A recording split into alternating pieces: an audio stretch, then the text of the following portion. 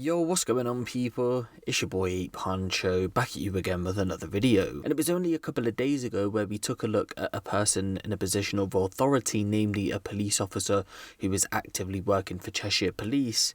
And we've seen how while still working for the police, he was eventually caught trying to meet a colleague of his who posed as a 12-year-old girl online. And then when he went on to be arrested and his house was eventually raided, the police would find various images and videos of child sexual abuse. Now, to have these tendencies is definitely wrong, and in my opinion, him only getting a 20-month sentence, he got off pretty lightly to say the least. But away from child abuse and pedophilia, I believe as a police officer, when you take the job, you need to be an outstanding citizen and try your best to do everything by the book. But we've seen time and time again that just isn't the case. The reason I say you need to be an outstanding citizen is because you hold a certain responsibility, and as much as everyone is human, you've got to take those extra steps to be on the right path in life. But like I said, time and time again, we've seen people in these positions lead double lives, and the double life of the policeman we're about to look into right now has ended up with a woman dying at quite literally the hands of the police officer. On May the 9th, 2020, the ambulance service was called to the car park of the Haunt Inn on Christchurch Road, West Parley, which is in Dorset. They'd been called to reports of two people requiring medical assistance. When they arrived, they found at the time 41-year-old Timothy Brehmer, who was a police officer working for Dorset Police. It would then be at around 3:39 p.m. the Dorset Police would be called to the scene following reports from the ambulance service. When they arrived, this is what eventually would happen. Get him in the ambulance. Let's get him in the ambulance. You don't need to be out here. You boys can move. Yeah, that's fine, yeah. Get him in there. Get him in there. We'll leave the questioning to you guys. We'll just medically look at it and go from that way. Yeah, no problem. I'm going to check his... We're going to stand up. You want some hand? You want a hand there, Tim? I think we might need it. Ready? 1, 2, 3. Stand tall, Tim. Tell me that. Leave it there. Top. Yeah. I've just obviously, because I've been listening to what's been said, I've written down what you said to me, what's been said, alright? When we were first got here, when I first saw you outside, you were asked by the paramedics what was happening. You said something similar to, I was having an affair with her, she got me to meet her here, she was going to tell my wife. And then just now, when you've given the paramedic a bit more of the details, but female arrived, right there. Sorry. Yeah. Female arrived after me and jumped in my car. She was so angry. She was going to tell my wife we were having an affair for years. She was going through my phone. I don't remember what happened. She was going through my phone. I think she told my wife I was going to drive off and kill myself. The wounds were caused by a penknife in my car. I've had it for years. Don't remember what happened. Just felt it go in, I think, 3 times. If you're happy, that's basically what you've said to the paramedic. Obviously not word for word. If I can get you to sign your life away for us there, please. Alright, Tim. As you said, you're going to get arrested. At the moment, I'm arrested on suspicion of attempted murder. You don't have to say anything to me. I'm just not mention my question. Somebody there at Ryan in court. Anything you do say may be given as evidence, okay? Obviously, we're going to let paramedics take you down to hospital, get you all checked out first. And obviously you know the process from there, alright? Yeah. I'm so sorry. That's alright. That's fine. We'll get you down to the hospital so we can get you all checked out, and then we can do it from there, alright? Yeah.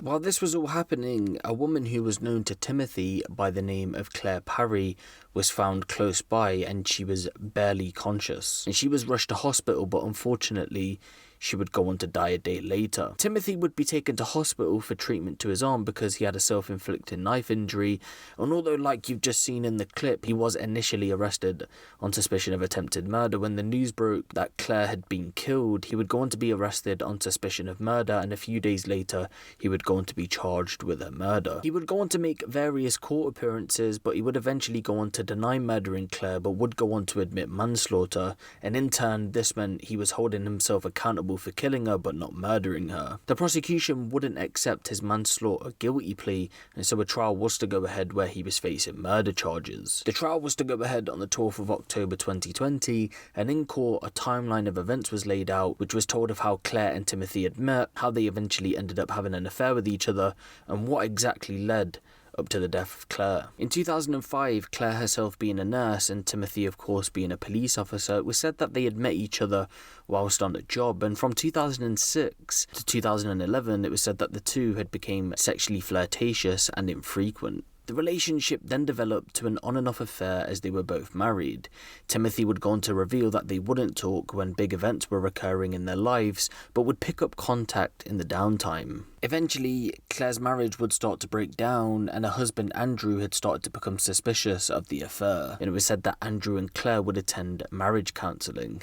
In March of 2020, Andrew was going to break things off with his wife Claire, but it was only due to the coronavirus lockdown that he decided to stay put. 3 days before Claire's death, it was heard that Timothy, while working for the air police at Bournemouth Airport, had decided to visit Claire while she was at her home, and they went on to have sex. Timothy described everything as being normal up until that point.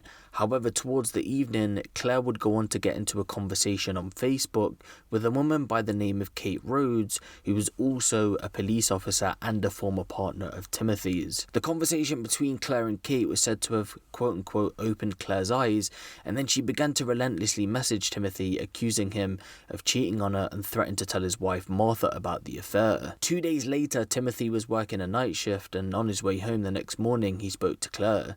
He would go on to give her access to his social media accounts, and he said that she became vindictive and started to poke fun and laugh at his quote-unquote perfect life. The following day, that being the 9th of May 2020, she asked to meet him at the Horns Inn pub at around 3 p.m. With everything that was going on, and now Claire threatening to tell Martha about the affair, this was said to have gotten on top of Timothy, so he formed the decision that he wanted to end his life after seeing that there was no way out. He passed Screwfix in Leamington to pick up rope to kill himself, but failed due to click and collect.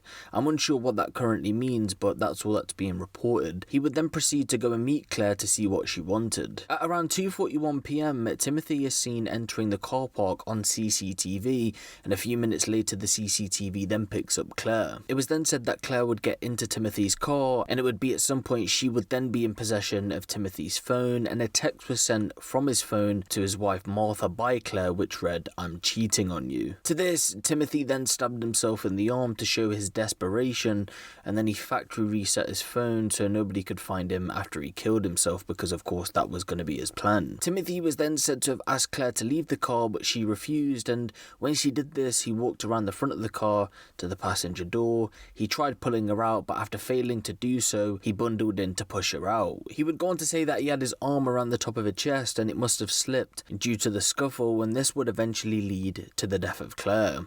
She would eventually die of a brain injury due to a compression on her neck, and it was also said that a bone had broken in her neck, and that's how much it was compressed. At around 3:20 p.m, Timothy is seen walking towards the entrance of the pub, and then he sits on the ground. Around this time, Claire was barely awake and was slumped, leaning out of the car. After this, emergency services arrived, and towards the start of the video, you've seen the clip when they turn up, and you know what happens next. In more detail, Richard Smith QC prosecuting said that after Claire's death, it was said that on her phone there was a note that was written 2 days before her death, which was addressed to Timothy's wife Martha, which revealed the affair between herself and Timothy. The note was read out to court, which said, "Dear Martha, what I'm going to say is likely to come as no surprise to you. I'm figuring you've always suspected but tried to ignore. There's no easy way to say it, but put simply, your husband is a manhole. Myself and others have fell victim to his words and charms, his promises of being in a loveless marriage to only staying for the sake of your children." At a later court date, it was heard that Timothy had confided with prison officer Scott Stentiford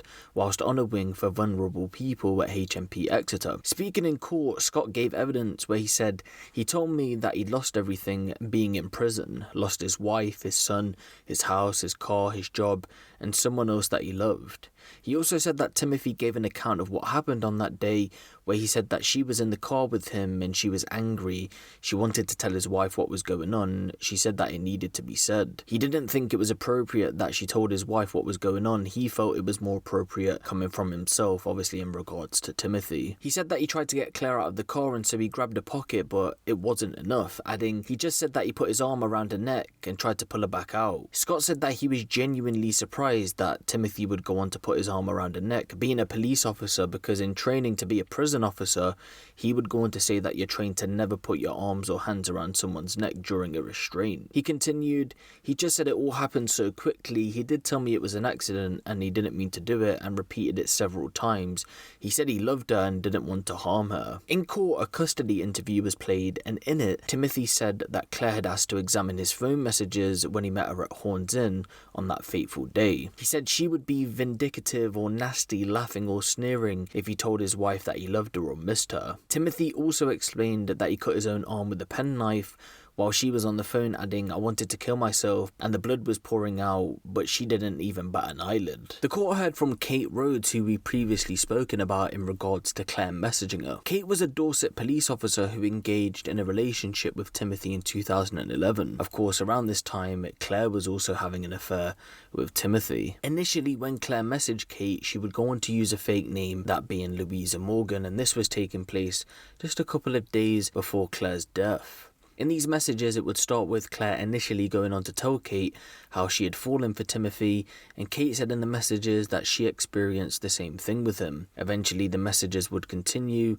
and Kate would go on to say that Claire wanted to destroy him. In later messages, Kate said he broke me and caused me no ends of problems at work. He talked about an exit strategy from his wife, but she felt pregnant. Claire replied stating that Timothy had broke her too. Eventually, Claire would go on to reveal her true identity, although Kate always believed that it was two separate people. And after a few days of messaging, it would finally end on the 9th of May when Claire said that she was going to tell Timothy's wife Martha about the affair, and it was said that because Claire had found out about this affair that Timothy had had with Kate, this was the motive behind going to tell Martha. Timothy would give evidence in court, and he said that he rarely seen Claire during the coronavirus lockdown. Describing the affair, Timothy said, we didn't have to worry about the domestic things at home.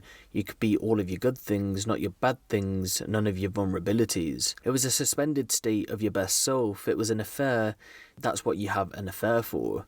He added, I didn't want to inadvertently destroy my family, which has happened anyway, so the relationship we had, Claire and I, it was compartmentalized as it was and had been for years. It was its own little bubble, a little bubble of niceness. In court, further police interviews were played where Timothy is quoted as saying, I'm appalled by the fact that I'm the one sitting here and she's not here at all anymore, and the only person to blame is me. I did not strangle her, I did not put my fingers around her throat, my arm was underneath her. I just wanted her out my car, and I'll admit there was a struggle for sure.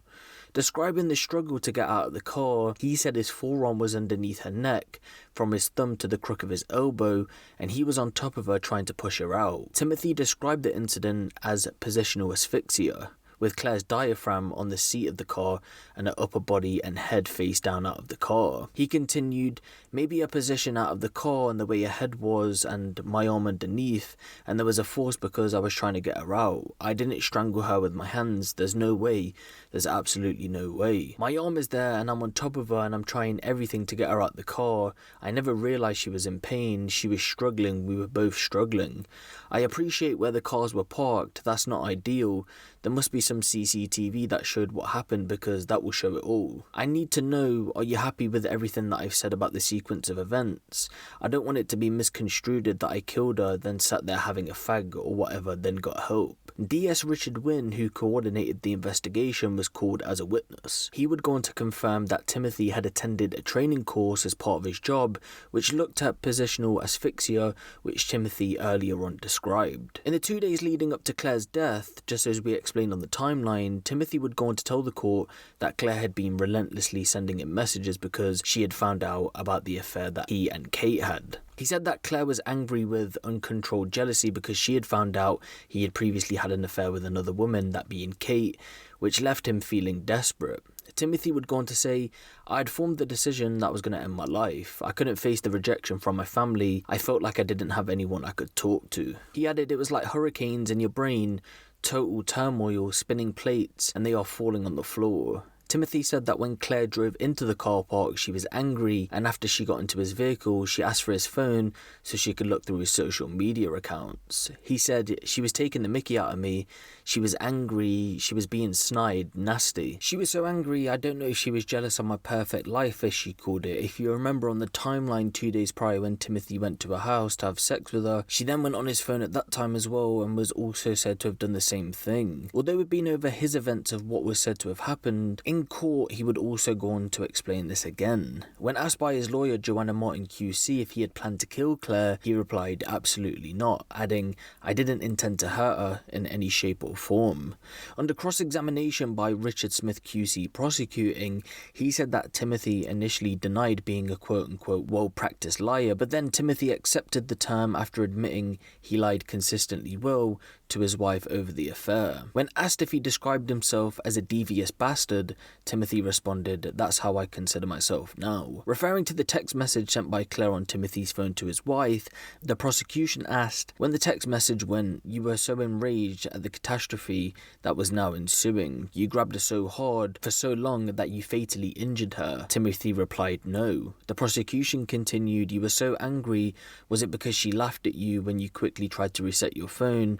To which Timothy also replied, "No." The prosecution added, "Was it her snide remarks that angered you?" To which Timothy replied, "No, I took that as a jealousy." The prosecution then asked, "And you stabbed yourself in some kind of act of pretense to say that you'd been stabbed?" To which the defendant responded, "No, I did not." The prosecution continued, "You strangled Claire Parry fatally in your car because you were so enraged about what she had done. That's the truth, isn't it?" Timothy replied, "That's not the truth." The prosecution continued, "And you lied in an attempt to cover up what you'd done, and you are cowardly, to use your own words. You cannot accept the truth of the enormity of your own responsibility." Timothy replied, "That's not true." He added that he was not trying to quote-unquote manufacture a case of self-defense by stabbing himself in the car, and said he did not know why he said that Claire had stabbed him before changing his version to say that he stabbed himself. In a victim impact statement given to the court, Andrew, Claire's husband, said that he was the worst kind of thief and that he caused a new level of pain. The statement was read to the court, which said, "I'll never forget telling my children that their mother was dead. It was about 2 hours after Claire had passed away, so I was still in shock. I remember walking along with them thinking, I'm about to burst your bubble and bring your whole world crashing down. It was like a physical weight crushing down on my chest." Andrew said he broke the news to his son and daughter at a quiet spot in the park. He said, "My son smiled his usual cheeky grin and says, 'You're pranking me.' His sister put a hand on his arm and said, 'No, he's serious.' His face crumbled as he realised that I was serious and he'd never get to see his mum again. He refused to look at me as if it would not be true if you didn't make eye contact, and my daughter started crying." After a trial at Salisbury Crown Court, it took the jury only 2 hours and 50 minutes to find Timothy not guilty of murder, but because he admitted to manslaughter, he would go on to be sentenced for that.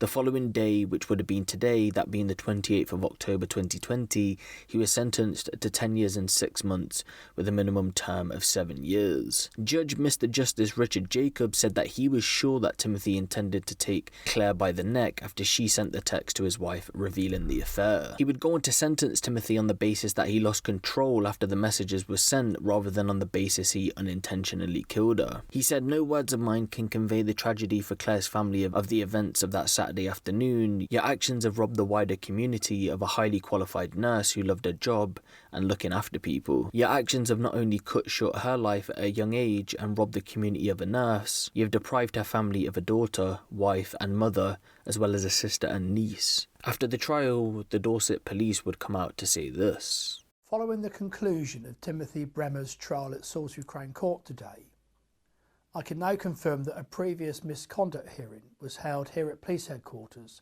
on the 16th of September of this year, where Mr. Brehmer, a serving police constable, was dismissed without notice and placed on the National Barred List. As police officers, our duty first and foremost is to protect the public, and for a serving officer to take the life of another in this way is incomprehensible. His conduct fell dramatically below that which I, his colleagues and the public expect from a police officer, and he clearly has no place holding the office of constable. Our thoughts very much remain with Claire Parry's family, friends and loved ones. Our commitment to supporting her and her family and all the good officers in the Dorset police family who've been affected by this incident will continue. I would like to thank the investigation team for their fair, dispassionate and professional manner in which they approached this extremely difficult case. So I do want to take this time out just to say rest in peace to Claire Parry, and my deepest condolences are with the family and friends at this current time. Let me know what you guys think of this in the comment section below. Give the video a little like, and if you want the latest drill, street and music news out of the UK, be sure to hit the subscribe button and the notification bell. It's been your boy Huncho, and I'm out.